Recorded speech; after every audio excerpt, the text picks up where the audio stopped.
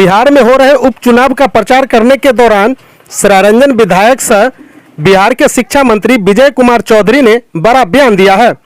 उन्होंने समस्तीपुर के परिसदन में पत्रकारों के माध्यम से कहा है कि लालू यादव के बिहार में आने और 2 विधानसभा उपचुनाव में उनके 2 सभाओं में दिए गए अमर्यादित वक्तव्यों से एनडीए की जीत को और आसान बना दिया है।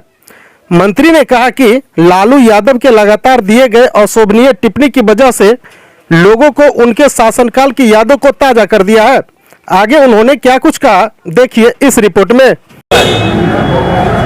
माहौल में तो लालू जी के आने के बाद से परिवर्तन दिख रहा है और वो परिवर्तन यही दिख रहा है कि उनके आने से पहले जो एनडीए के पक्ष में हवा थी वो उनके आने के बाद से और तेज हो गई है। यही परिवर्तन दिखा है, इसलिए कि हम लोगों को थोड़ी दिक्कत हो रही थी। जो बिहार या कुशेश्वर स्थान की हालत जो 15-20 साल पहले थी उनके हुकूमत के समय में, तो ये अब धीरे धीरे स्मरण कराने में परेशानी हो रही थी, क्योंकि नई उम्र के जो लड़के हैं अब उनको ये भरोसा हो ही नहीं रहा था कि कभी ऐसा भी बिहार रहा हो।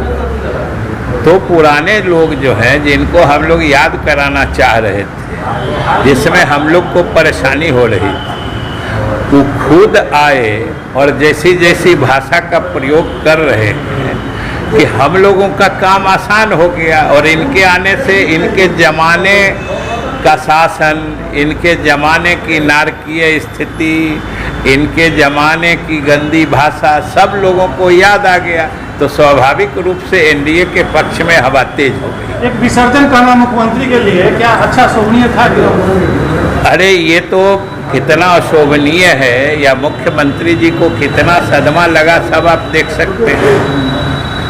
इसलिए हमने तो एक ही पंक्ति में कहा कि लालू जी का आना एक तरह से हम लोगों के लिए शुभ है, इसलिए कि लोगों को फिर से पुरानी बातें, जो बिहार की नारकीय स्थिति थी, राजनीति में जिस तरह की अशोभनीय और मर्यादित भाषा का प्रयोग होता था, ये सब चीज़ों का ट्रेलर लालू जी ने आते ही दिखा दिया है और हम लोगों का काम आसान कर दिया। क्या लगता है वास्तविक में है अनुभव या तो दिखावा है? क्या कांग्रेस और राजनीति के बीच में जो चल रहा है? नहीं, देखिए वो तो बात स्पष्ट है कि ये दोनों एक दूसरे का कंधा पकड़ के चल रहे थे।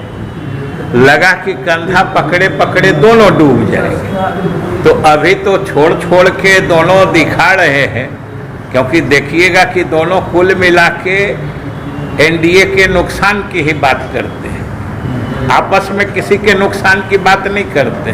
तो अभी तक तो दिखावा है, लेकिन 2 तारीख को जब नतीजे आएंगे तो फिर से दोनों को साथ ही डूबने की नौबत आ जाएगी। बीजेपी से कहीं ना कहीं इनका